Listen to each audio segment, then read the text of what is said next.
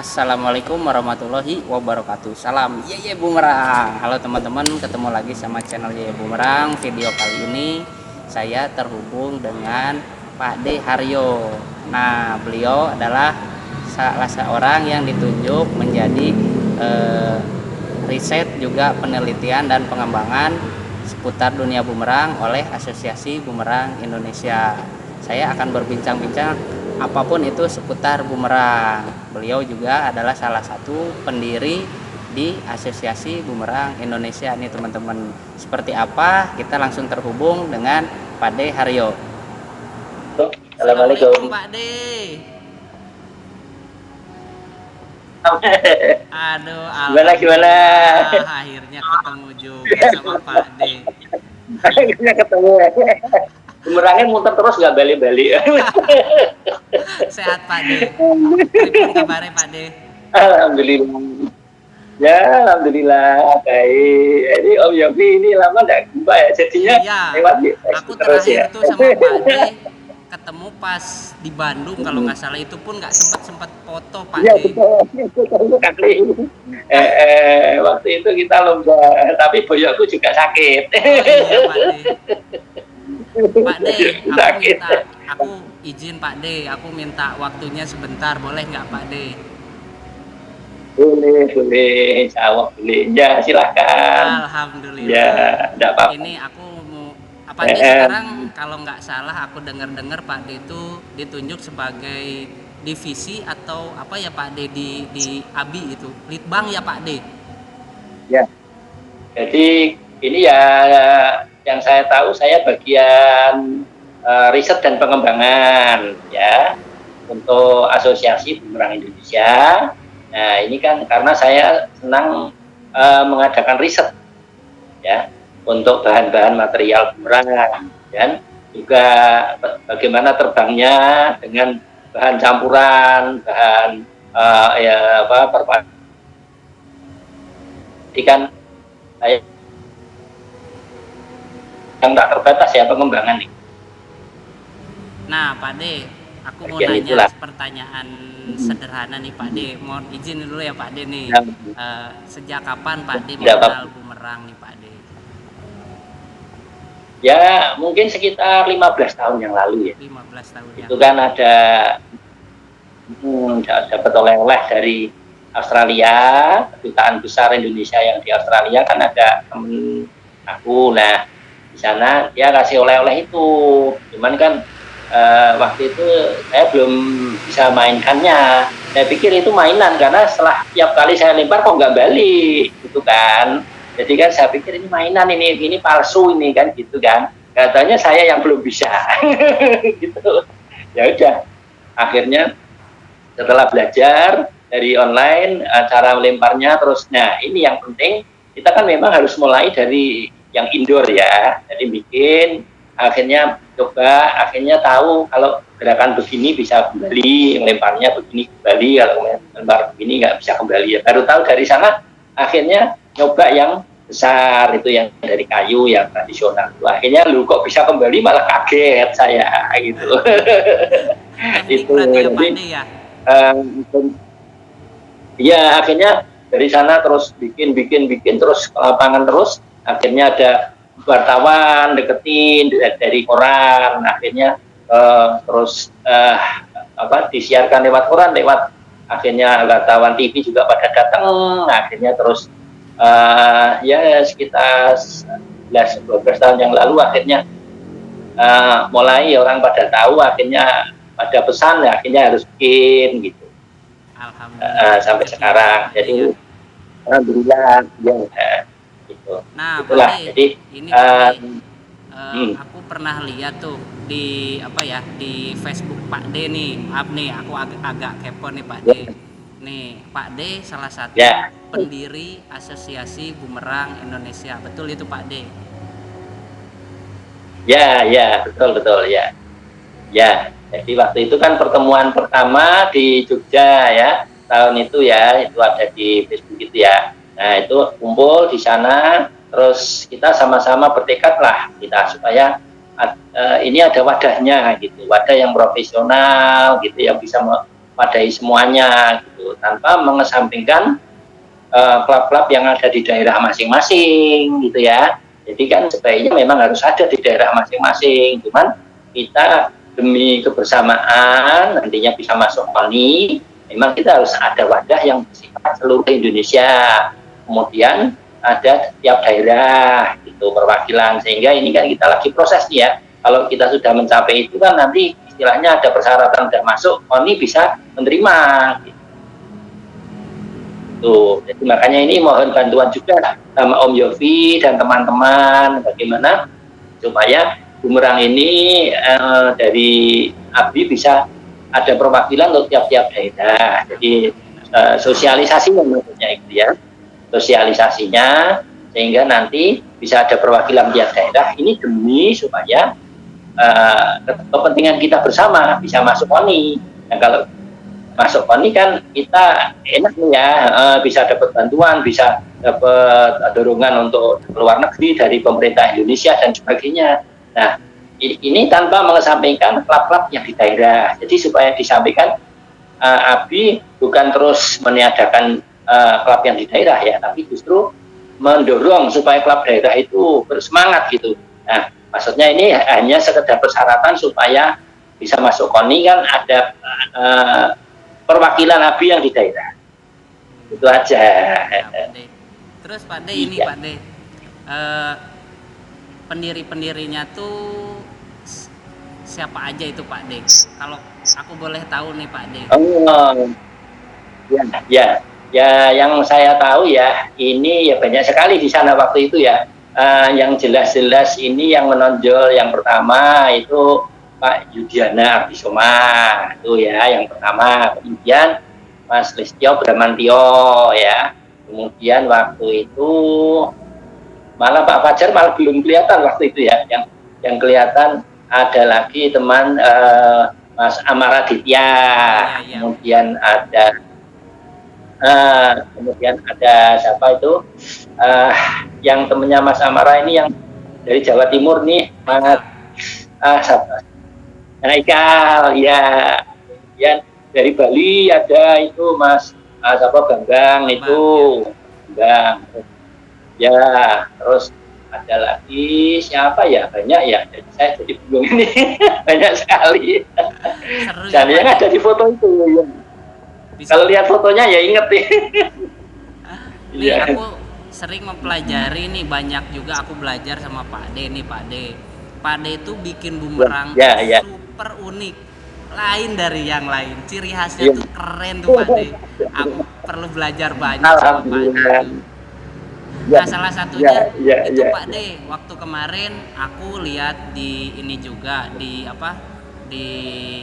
Facebook Pak De juga nih Pak De sempat posting katanya untuk maker-maker yang yang sering bikin bumerang mengadakan kalau boleh anak sekarang bilangnya challenge ya Pak De ya, bikin bumerang yang besar gitu Pak De.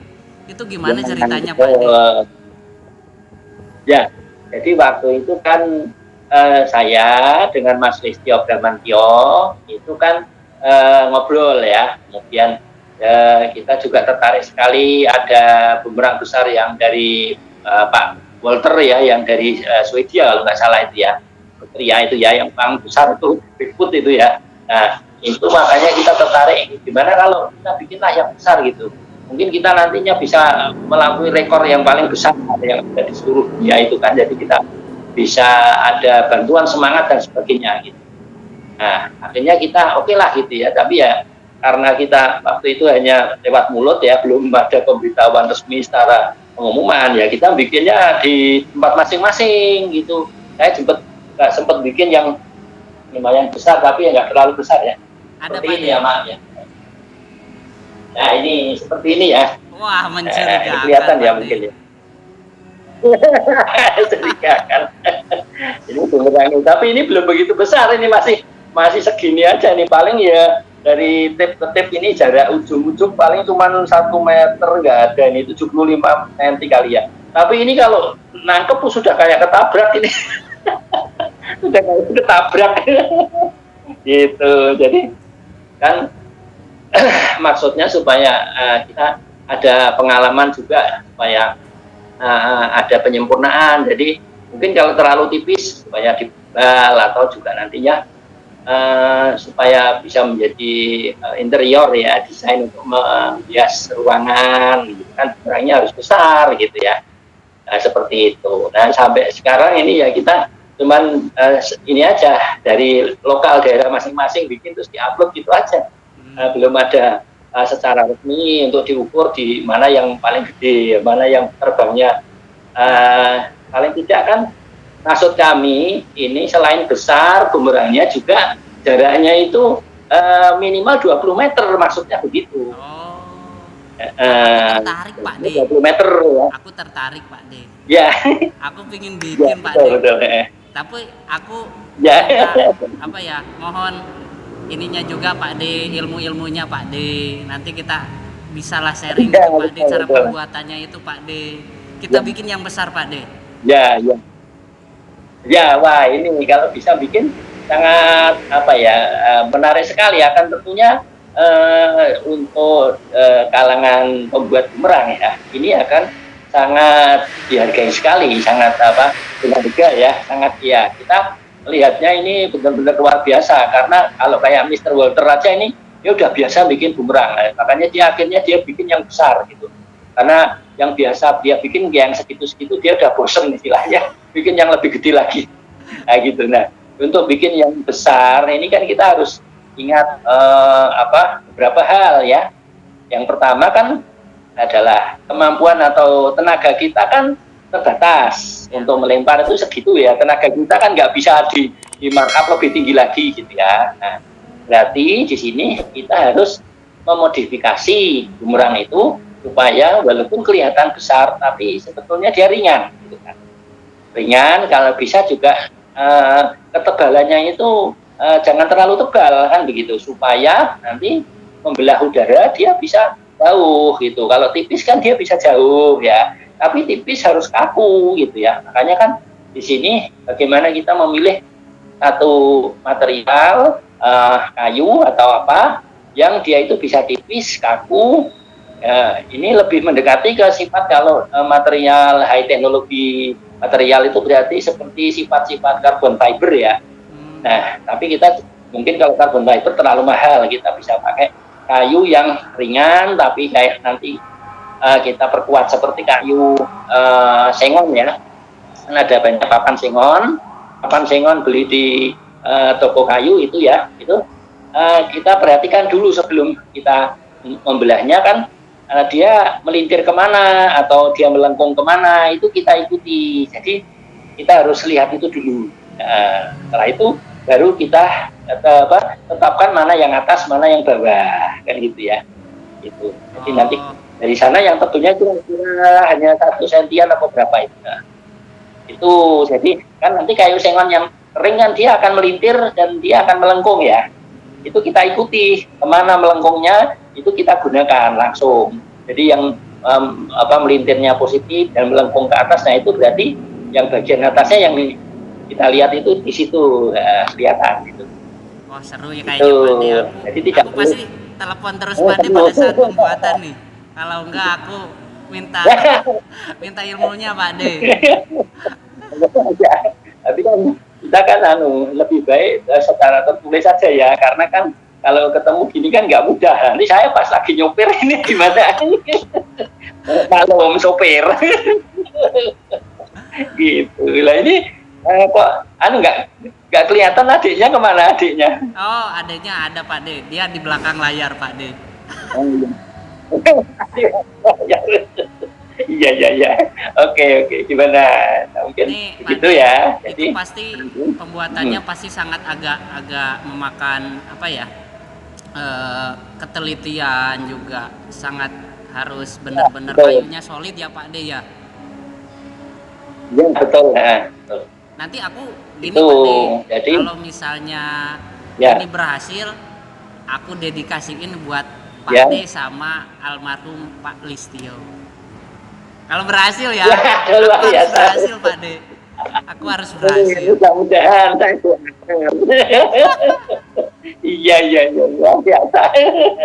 Terima kasih, hebat ini. Siap Pak De. Doakan, makanya kita getting touch terus ya, kita langsung harus terus komunikasi ya. Iya Pak De, Nanti pasti Pak De. kurang apa yang terus terutama nih ya, yang akan membebani kan lab join ya, pertemuannya ini akan membebani. Nah ini makanya perlu dipikirkan nantinya kalau sebisa-bisanya ini tidak memakai yang dari logam ya, Ya. itu misalnya baut-bautnya ya, itu sebisanya dipikirkan kita gimana tuh misalnya pakai bambu atau pakai apa lab joinnya ini, Ngerti Pak De. supaya ringan ya.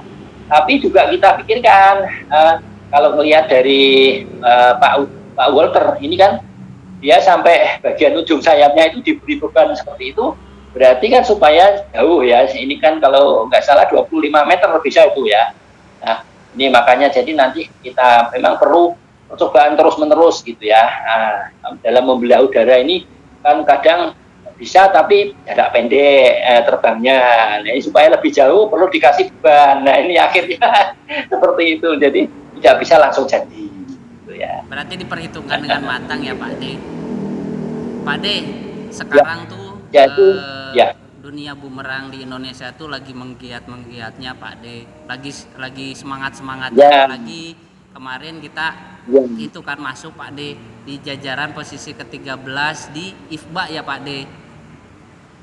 Nah, ya, wah luar biasa. Aku seneng banget Pak De, serius aku seneng, merinding malah Pak De. Biasa aja. Nah, iya. aku yang buat yang nih, aku minta wejangan dari Pak De buat yang temen-temen yang lagi belajar apa mengenal bumerang, bikin bumerang gitu. Dari Pak De sendiri, mohon ngasih wejangannya Pak De. Nah, jadi kalau saran atau wejangan ini juga meneruskan mungkin pesan-pesan dari Mas Listio Damantio ya.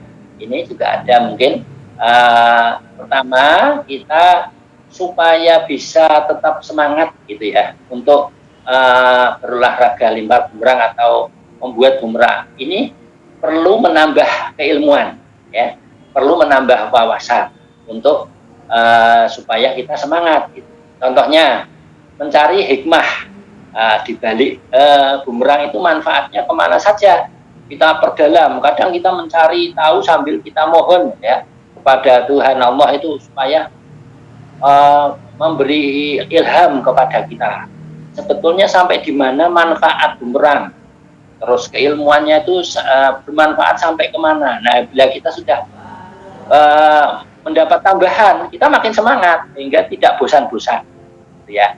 Nah, perlu diketahui bahwa saya sendiri sudah bertahun-tahun sampai hari ini, sudah lebih dari 10 tahun sampai hari ini belum selesai dalam mencari manfaatnya bumerang itu begitu banyak gitu. Belum selesai, dan masih muncul lagi manfaatnya, nambah lagi manfaatnya. Nah ini jadi menambah semangat ya, tambah semangat lagi ya, sehingga terus tidak bosan. Tapi kalau keilmuan kita itu berhenti atau stuck ya, maka ya terus kita jadi semangatnya juga berhenti akhirnya. Ngapain kok gini aja bosan ya gitu kan, bumerang bikin bosan. Padahal tidak, dengan bumerang itu kita akan banyak mendapat ilham atau inspirasi ya, inspirasi. Oh ternyata dalam kehidupan sehari-hari bisa dipakai untuk ini banyak sekali. Misalnya aja ya, dari keilmuan tentang sifat-sifat materi bahan untuk membuat bumerang itu saja kita bisa mendapatkan inspirasi untuk memperbaiki rumah misalnya ya, atau memperbaiki perabotan yang rusak gitu ya. Nah, ini sudah saya pakai di rumah saya misalnya untuk memperbaiki perabotan plastik itu ya, kita menggunakan cara-cara memperbaiki bumerang itu, contohnya itu.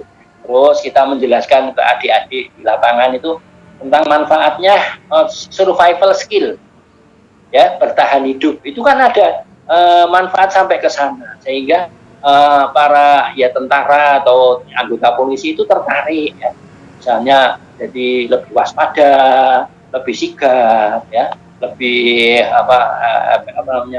fit ya, badannya lebih sehat ya gitu. Nah, masih banyak lagi manfaatnya, termasuk dunia usaha. Dunia usaha juga perlu mengetahui banyak tentang bumerang. Dengan begitu dia lebih semangat untuk berusaha. Gitu. Jadi ini ada pelatihan-pelatihan untuk para pengusaha dengan memakai bumerang itu bisa sebetulnya.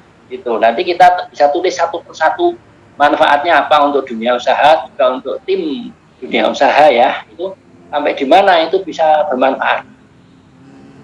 Banyak sekali manfaatnya. Ternyata Itu nasihat saya. bisa ini juga ya Pak De ya, bisa kita apa ya, banyak yang kita dapat dari bumerang berarti ya Pak De ya. Banyak sekali ya, termasuk yang ini yang kemarin saya sampaikan ke para wartawan, itu bagaimana kita bisa bersinergi dengan alam, gitu ya, bersinergi dengan alam. Jadi gerakan alam itu kita manfaatkan untuk supaya kita bisa tercapai tujuan kita, tujuan untuk manfaat yang banyak kepada orang lain. Nah ini adalah latihan-latihan yang sebetulnya biasa kita lakukan di lapangan, tetapi kita mungkin belum menyadarinya, gitu ya. Gitu. Pak De, aku suwun banget lah Pak De, udah ngasih waktunya Pak De. Besok ada acara lempar bareng ya Pak De, biasanya ya hari Minggu di Semarang ya Pak De. Oh iya, besok tiap hari Minggu memang ada acara di Simpang 5 Semarang. Cuman saya besok ada keperluan ke Jogja, ini ada keperluan bisnis ya, nganter untuk ini acara ibu ini pada bisnis. Jadi kan saya dan nyopir aja. Itu nyopir aja. Jadi maunya ketemu sama rekan-rekan Jogja untuk acara lempar bumerang ya mungkin ya belum bisa. Gitu. Saya juga terima kasih loh ke Om Yati atas perhatiannya ya. Aku makasih banyak, tapi aku tetap hubungin Pak De, kita bikin bumerang yang mencurigakan itu Pak De. Siap. Terima kasih banyak ya. Minta maaf kalau ada kesalahan. Banyak Pak De, waktunya udah ngizinin aku bisa ngobrol banyak sama Pak De, ilmu yang dikasih Pak De, wejangan Pak De. Aku makasih banyak loh Pak De. Salam buat ya, kita jangan lupa juga saling mendoakan ya. Amin. Kepada teman-teman doa terbaik Pak De yang sudah tiada, Tio Bramantio dan rekan-rekan yang lain yang mungkin sudah tiada ya. Kita doakan mudah-mudahan husnul khotimah, dan kita mudah-mudahan saling mendoakan, mudah-mudahan tambah sukses. Amin. Kita tetap semangat, dan yang COVID-19 ini kita manfaatkan pandemi COVID-19 ini sesuai dengan prinsip bumerang. Kita memanfaatkan untuk mencapai tujuan kita supaya kita lebih sehat lagi. Amin. Gitu ya. Amin. Dengan sering memakai masker ya. Itu menjaga jarak. Gitu. Pak De, titip salam buat sedulur saudara-saudara di Semarang Pak De. Iya, matur nuwun sekali. Ya, insya Allah aku kalau misalnya ada waktu, aku pengen main ngobrol banyak lagi sama Pak De di tempat Pak De. Mudah-mudahan insya Allah. Amin. Kita bikin jadwal jangan mendadak supaya bisa ketemu. Ya, Pak De. Makasih ya Pak De ya. Iya. Sama-sama. Assalamualaikum Pak De. Assalamualaikum. Waalaikumsalam. Oke teman-teman, itulah perbincangan bersama Pak De Haryo. Semoga teman-teman dan saya pribadi bisa memetik hikmah dan wejangan-wejangan beliau tentang ilmu bumerang yang bisa kita terapkan di kehidupan sehari-hari. Dan kita terus teman-teman semangat untuk mengembangkan olahraga bumerang di Indonesia nih teman-teman, apalagi kita sudah memperoleh pengakuan di IFBA nih teman-teman.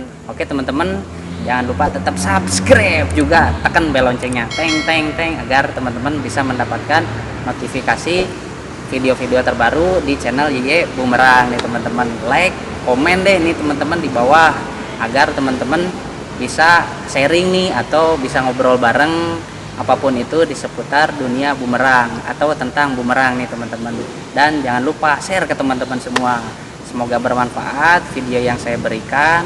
Saya tutup nih teman-teman. Assalamualaikum warahmatullahi wabarakatuh. Salam Yeye Bumerang.